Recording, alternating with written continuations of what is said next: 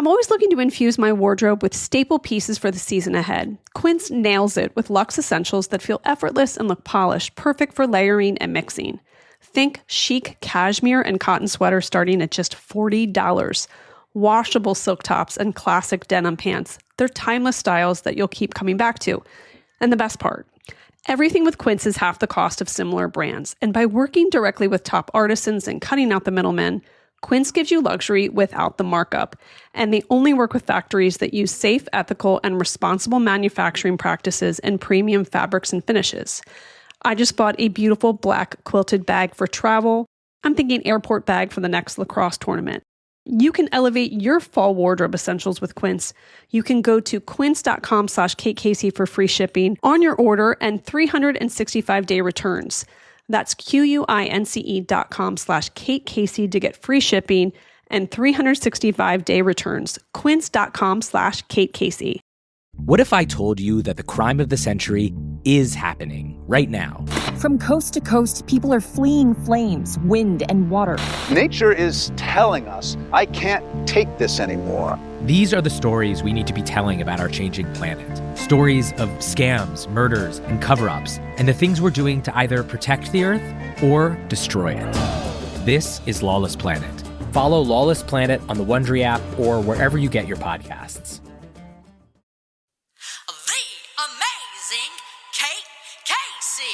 Welcome back for another episode of Reality Life with Kate Casey. Today I'm speaking with Dr. Katherine Ramsland, a professor of forensic psychology and criminal justice at DeSales University. She is one of the most sought-after voices in true crime today. Over her career, she has written more than 70 books and hundreds of articles exploring everything from the minds of serial killers to the psychology of death investigations.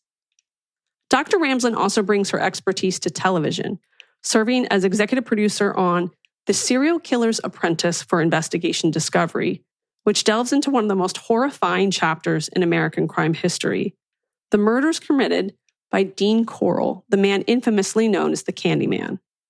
Between 1970 and 1973, Corll, a seemingly ordinary man in Houston, Texas, kidnapped, tortured, and murdered at least 28 boys. But what made this case truly horrifying was not just the number of victims. It was how Corll manipulated and recruited teenage accomplices to help him carry out his crimes. Among them was Elmer Wayne Henley, who was just 15 when he first met Corll. Henley's story is a chilling example of the apprentice phenomenon in true crime.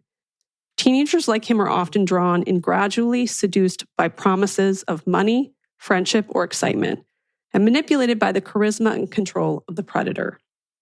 Over time, the line between victim and accomplice blurs, leaving us with difficult questions about responsibility, influence, and the human capacity for complicity.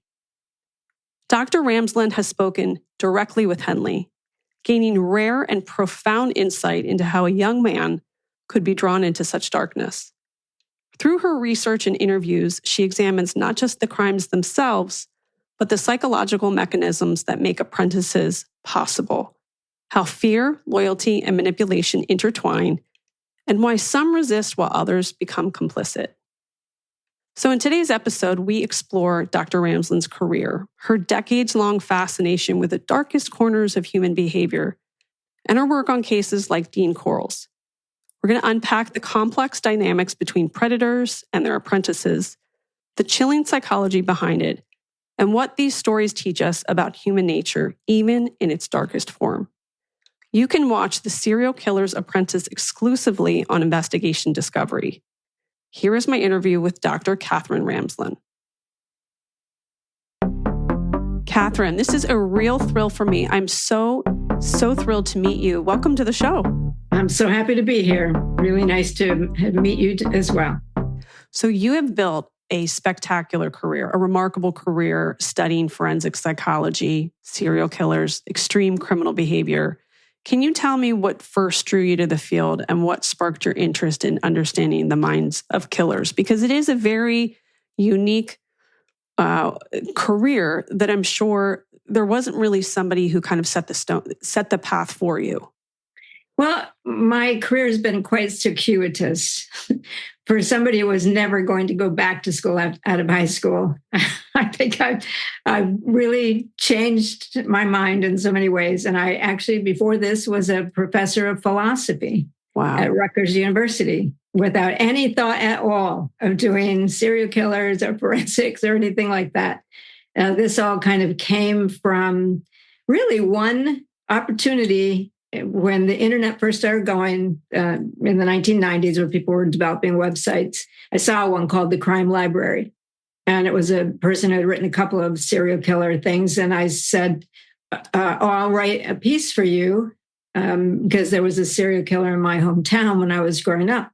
And so I wrote it, and then I wrote another, and then Court TV bought them. And suddenly I'm writing and writing and writing. And for like 8 or 9 years, I was writing all these cases on mass murderers, serial killers, forensic science and psychology. And at the same time, I quit teaching philosophy, decided to go back to school, picked forensic psychology on a lark, and got I had a clinical psychology master's. So I got another master's in forensic psych, then one in criminal justice.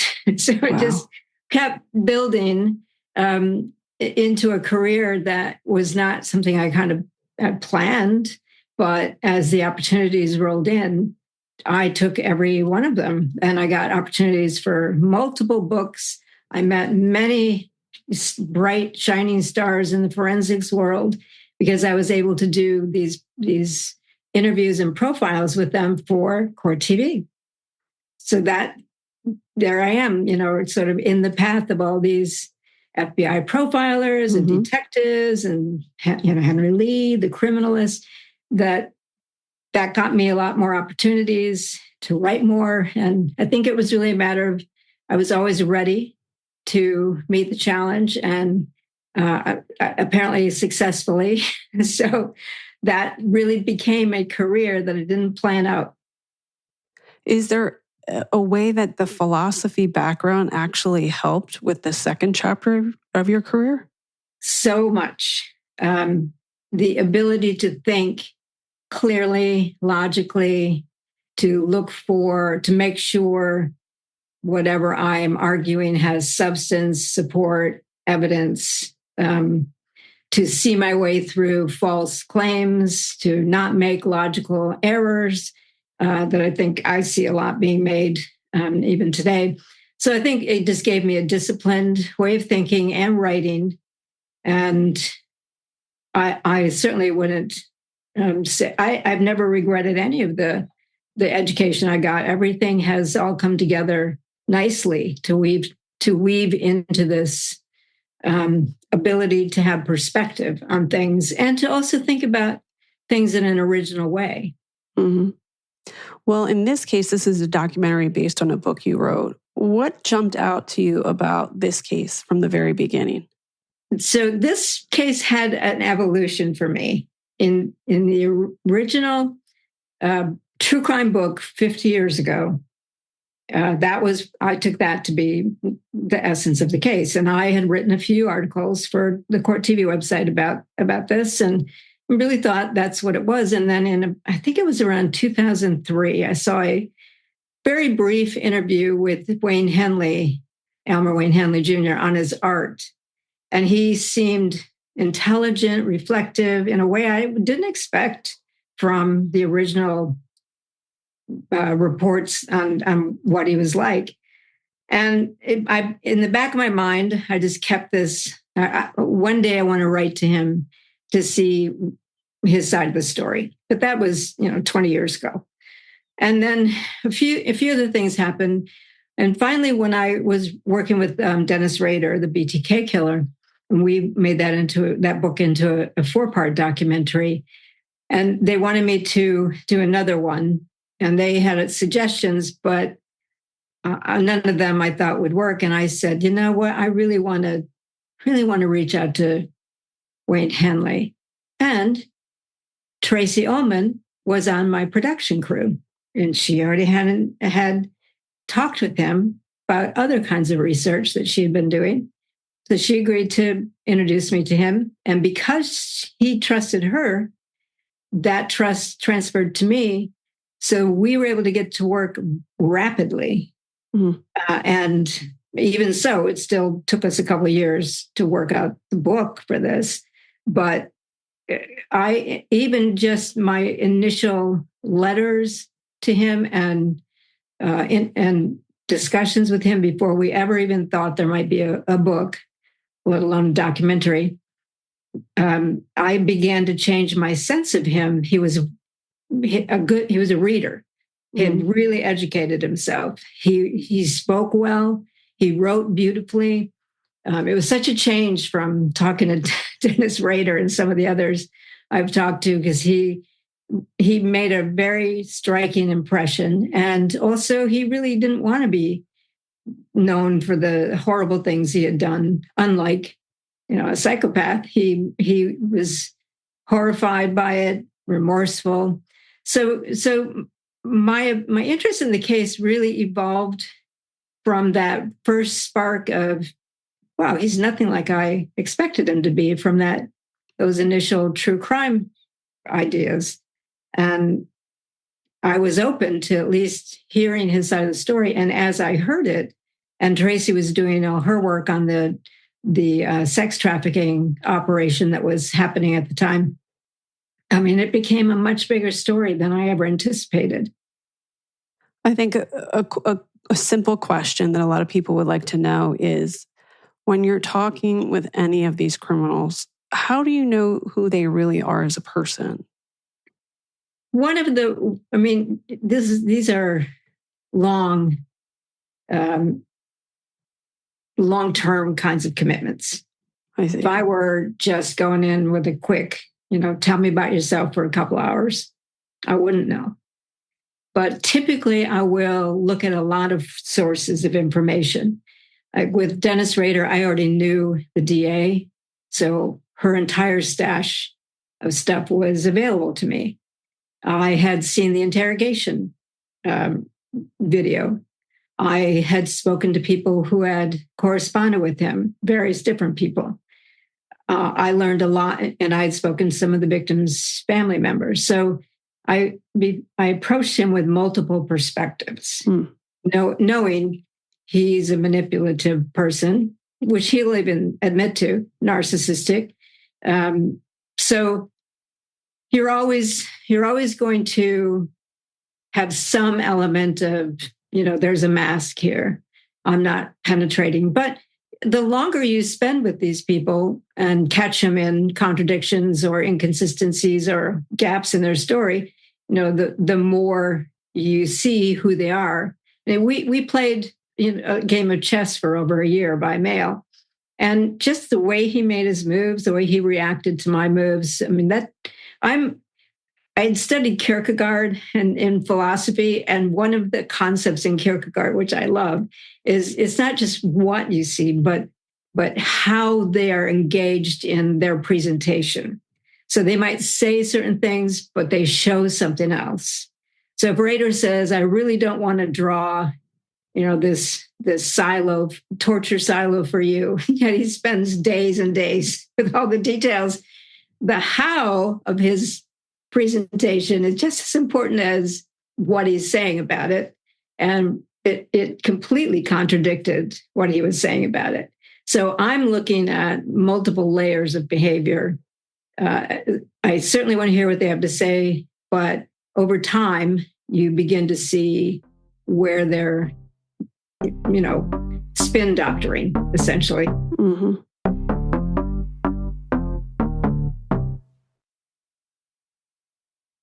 Summer's winding down, and while I like to be back in my routine, I am looking for a refresh, and that's why I've been working around my house, making slight changes that are elevating each room and outside. Wayfair has been my go-to. The girls have new pictures on their walls, Jack has new linens, I've swapped out our picture frames in the living room, we have new accessories on bookshelves, and now that Mia's cooking more, we got all new cookware. And we're thinking about getting Hayes a trampoline for the backyard to work on our aerials too. I'm telling you, all of this I have found through Wayfair. Our house style is coastal. There are infinite options that make me feel like I'm steps away from the sand.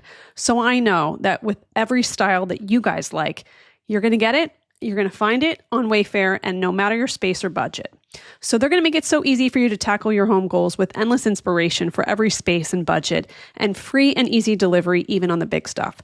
So this is what I want you to do. Get organized, refreshed, and back to routine for way less. Head to wayfair.com right now to shop all things home. That's WAYFAIR.com. Wayfair, every style, every home. This show is sponsored by Liquid IV. I'm soaking up the last bits of summer while feeling the pullback to routine. I've been enjoying going on a ton of hikes, and it's really important to stay hydrated. Liquid IV is easy and it's convenient. You just tear, pour, and enjoy. Just one stick and 16 ounces of water hydrates better than water alone. Staying hydrated is so important, especially in the heat, fueling up for sports, feeling yourself after a long trip or even a night out. Now, remember that delicious popsicle that you would get at a summer birthday party? Well, Liquid IV has captured that taste with the Orange Vanilla Dream Hydration Multiplier. It's going to remind you of that popsicle. That nostalgic vanilla flavor with notes of candied orange can help you feel hydrated better than water alone. Again, grab your water, tear, pour, and enjoy, and stay hydrated this summer.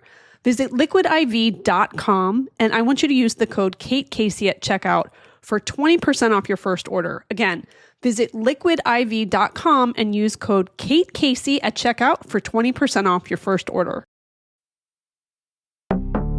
So, what psychological vulnerabilities made Henley particularly susceptible to Corll's influence? Henley's story is pretty sad. He was a bright kid, with a pretty basic childhood in the Houston Heights in the late 1950s into 60s. But his grandfather died when he was 7, and that kind of made his father fall apart. So this is very extended family kind of thing. We had his father and mother living right next door to his mother's parents. So, there was that sense of family. But once the grandfather was gone, everything fell apart, and his dad became a very abusive alcoholic, and the mother basically abandoned the family, and the mother couldn't afford to support her 4 boys, young boys. So Wayne, the oldest, started working at a gas station, I think at the age of 14, to just bring something in to help his mother. He tried to see his dad, but his dad shot at him twice. So we have a kid growing up whose illusions are shattered at a young age, and who's watched his namesake. I mean, it's Elmer Wayne Henley Sr. So he watched this man deteriorate before his eyes, and he's bereft of a father figure, having to take on responsibilities. He started they put him on Valium after the divorce. And so he had to repeat a grade, which is, I think, always humiliating for any kid. And, he just had so many things going against him at the point at which he met Corll, that I think he was really ready for the kind of stable father figure or big brother type of character that Corll presented. And Corll was a guy with a job, with the means to buy alcohol and dope, and take him a ride in the car, take him places. So Corll filled a need that this kid was desperately needed to have filled. And that's the first, that's what predators do. They look for vulnerable kids, and Henley was one of them. Though he was actually brought to Corll most likely as a potential victim first. Mm-hmm. Well, what do you think it teaches us about psychology of coercion and control, especially when we talk about adolescence? Well, the first thing is you have to look at the offender, because a successful predator grooms the community first. They'll identify their prey or potential partner, but first they'll convince the adults around these kids that they're good guys. And that's exactly what Corll did. Everybody thought he was a wonderful big brother kind of thing, because they're preparing against the day that somebody's going to file a complaint or a suspicion, and everyone's going to rally and say, not him, not him. So that's the very first part of the psychology is understanding how the predator clears the field to align as much as possible with him or her, because there are female predators too. So that's the first thing. And then once that's prepared, what we know is the first thing that Corll said to Henley was a dirty joke. And that's a very common game to see how they respond. If they laugh, then they can keep pushing these soft limits. If they're offended and they're, I'm going to tell on you, I'm going to tell my parents, then that kid's off, just off limits. So the offenders have ways of probing. It's what in the book I call it soft and hard limits. Mm-hmm. And soft limits are prevalent in teenagers because they're trying to find their way, figure out who they are. Their brain is still forming in terms of their decision-making and their moral processing and their anticipation of consequences and peer kinds of pressures. So they're much more malleable at that age. And soft limits are, right there. Once the predator has pushed them beyond what they think they'll do successfully, now they can keep introducing more and more depravity into the picture until they have that person, the person they've targeted, trapped. And the coercion isn't just about in their physical presence. It's also, it'll hang on. And Corll had a particular way of coercing. He had two accomplices. And he got David Brooks, the other accomplice, when he was just 12. Mm. The coercion is about pulling them into a situation where they feel compromised and maybe feel afraid. And it doesn't matter if Corll's right there. It's a psychological coercion. It lasts. And he told both of them that he was part of a larger human trafficking operation, the syndicate, and that the syndicate was aware of them all. And that if there was any false move, the syndicate would have something to say about it or do about it, and knew where their families lived, et cetera. So there was a fear factor built in. But what a lot of people don't understand is that if Henley did these things with Corll, but then he went home and was with his friends, well, then he was free to go tell the police or whatever. But that's not how coercion works. Mm-hmm. That psychological hold, whether it's fear or meeting needs or whatever it is, continues even out of the presence of the predator. And I think that's been underestimated in this case quite a bit. And still, Henley did try to tell adults once he was in it pretty deep. He was leveraged into it, tricked into it, and he tried getting out, and the adults didn't listen. They just thought he was nuts, that there was something wrong with them. So in your research, how common is it for serial killers to recruit or involve accomplices? And then how does that change the psychology of the crime? It's about 15 to 20% of known serial killers who have recruited one or more accomplices. Wow. We have, and sometimes, I know there was one, Bill Bonin, California, around the same time period, had a gaggle of about 5 different, kids with all kinds of issues. And sometimes he'd kill by himself. Sometimes he'd use one of them or 2 of them or 3 of them. And he kind of went back and forth. But and Corll too, sometimes would just go find a victim on his own. Sometimes he'd use David Brooks. Sometimes he'd use both of them. Sometimes only Henley. So that's what we see if there's more than one accomplice, is that we have a predator who uses resources in, inconsistently, but in whatever way is to his advantage. The documentary gives him a platform after more than 50 years. What stood out to you most about hearing his perspective directly? He has tried to tell his story. It has often been, he hasn't told it very often, but when it has been, it's been either distorted or dismissed. What stands out to me is a guy who really is full of remorse, but isn't believed by most people to be full of remorse. But I think he really wants the story out there, not just because he wants his story, his side told, but because he wants this story to be on behalf of kids today who are vulnerable. Mm-hmm. We want to not just educate the kids about what's out there, but also the parents, teachers, and counselors who have to deal with kids. We need them to understand they need to listen, especially if a kid doesn't know how to say they're in trouble. We need someone to listen and to believe that even though they might be suggesting something about an upstanding person in the community, somebody needs to hear this, because that's exactly how an adult predator will come across. So I think Henley, the fact that he would work with me really for this purpose, a greater purpose than just simply telling his story, that he wanted his story to be for the kids today, I think is really important.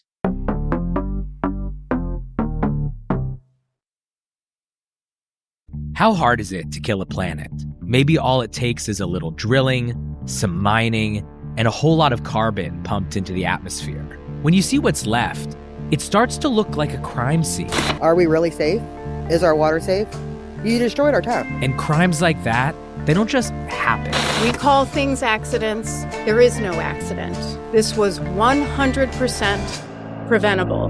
They're the result of choices by people. Ruthless oil tycoons, corrupt politicians, even organized crime. These are the stories we need to be telling about our changing planet. Stories of scams, murders, and cover-ups that are about us and the things we're doing to either protect the Earth or destroy it.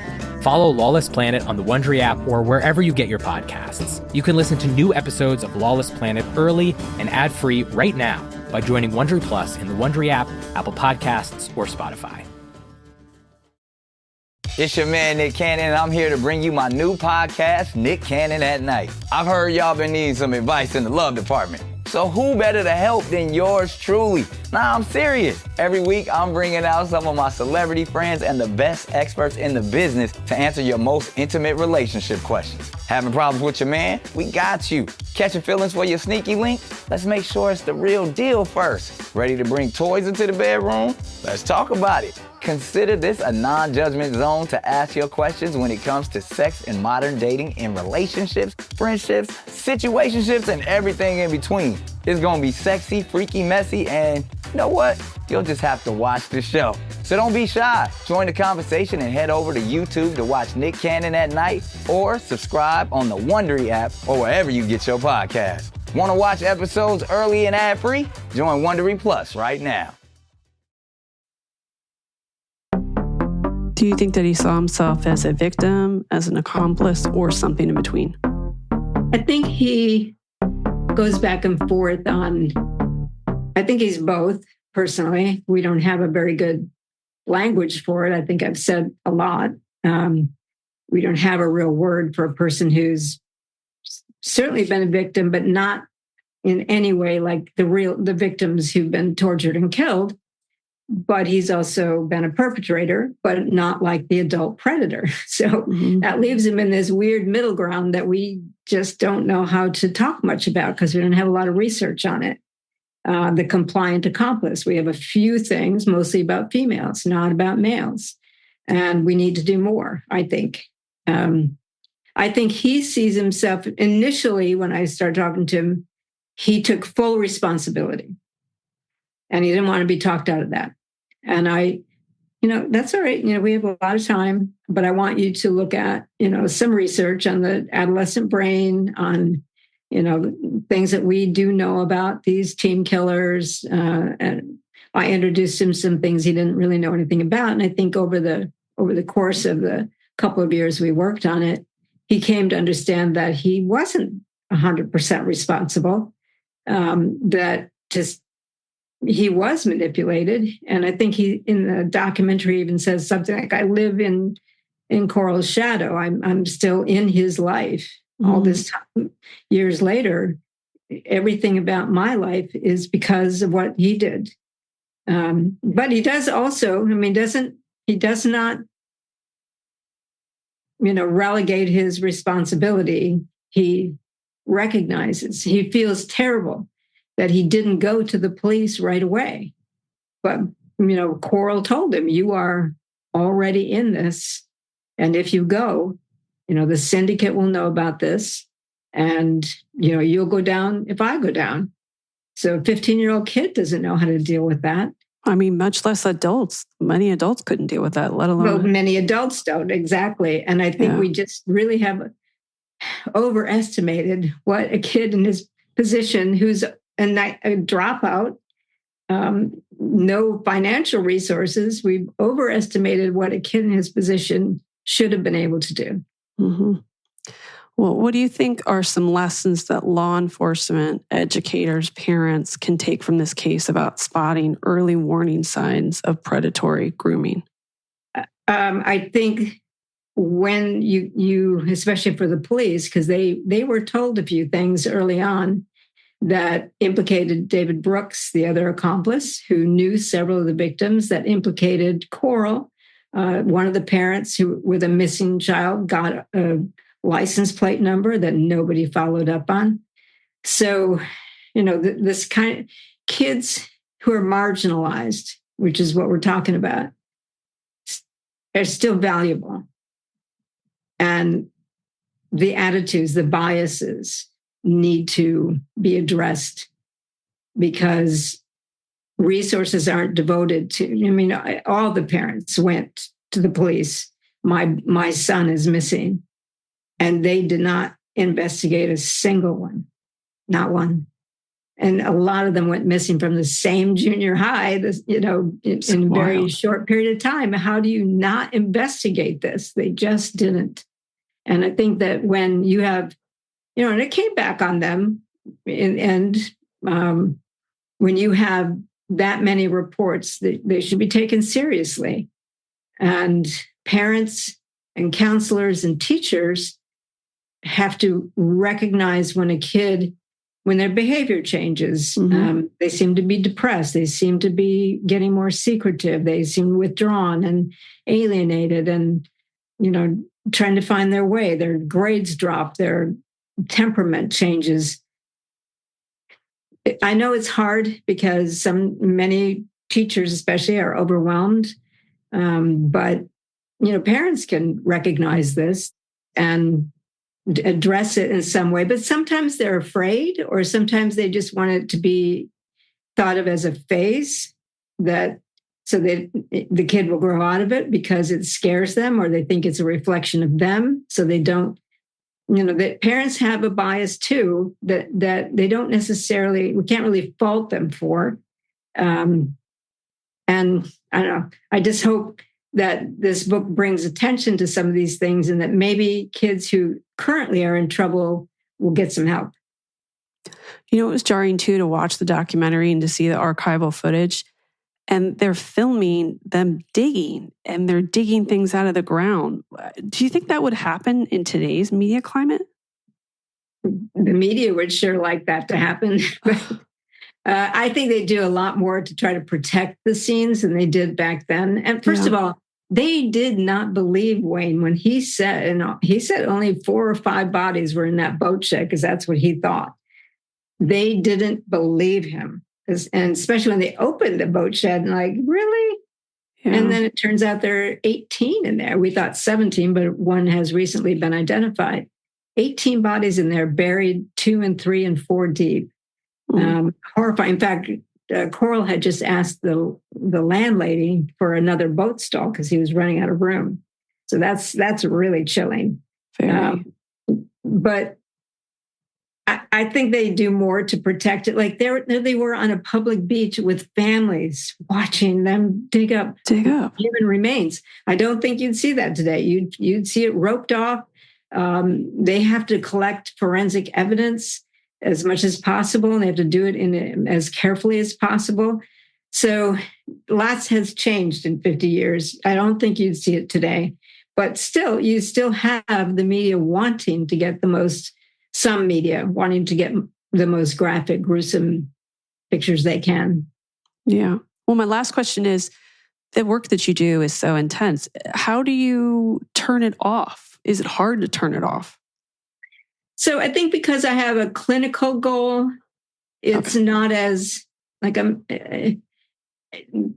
if I'm finding things that help me to achieve that goal, that I'm learning something that I think is going to be beneficial in my field and in criminology and for law enforcement, because I do trainings for law enforcement, I consult with coroners, then I guess it just gives it a different feel. But I also value what I'm able to do to get away from it. I work on a small horse farm, and I think being around animals, because they make you have to be very present to them.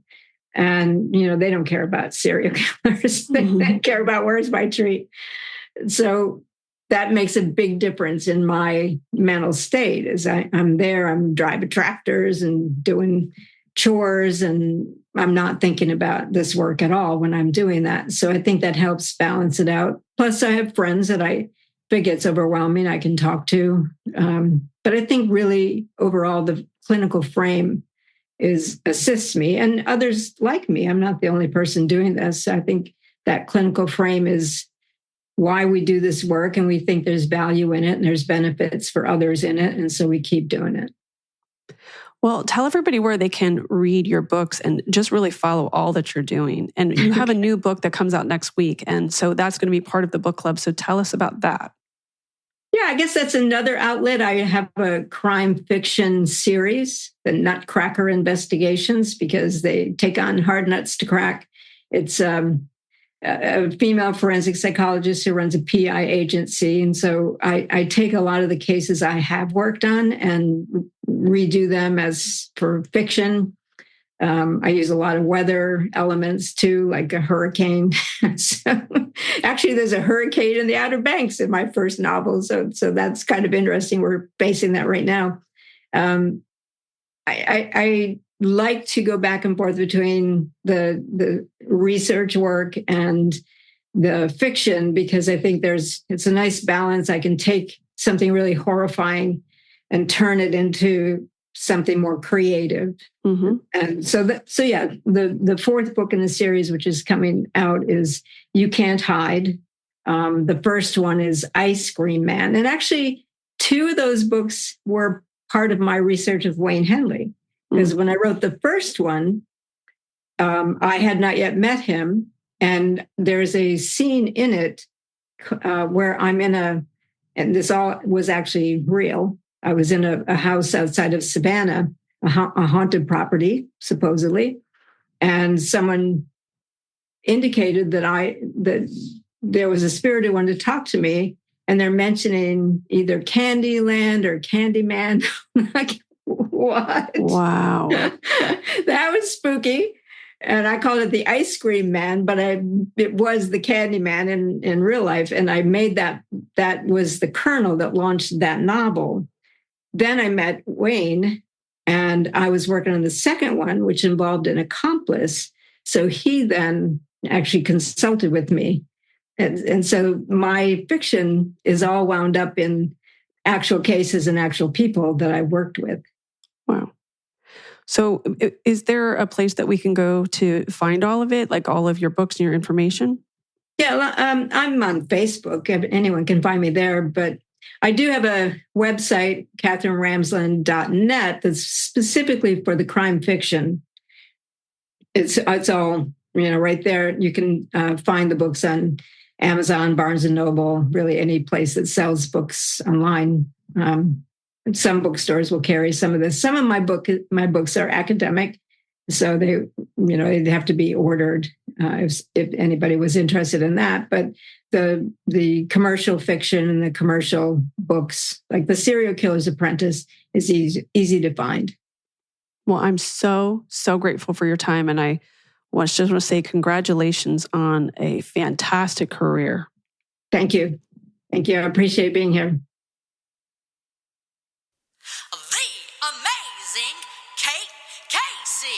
I want to thank my fantastic guest, Dr. Katherine Ramsland, and remind you to make sure that you click subscribe to this podcast, leave a 5-star review, join the Facebook group, Reality Life with KKC. You can get my what to watch list of what to watch each week in unscripted TV by going to katecasey.substack.com. Make sure you check out bonus episodes And I'll talk more about behind the scenes of this episode by going to Apple Podcasts and on Patreon, patreon.com/KCasey. And lastly, make sure that you follow me on social media.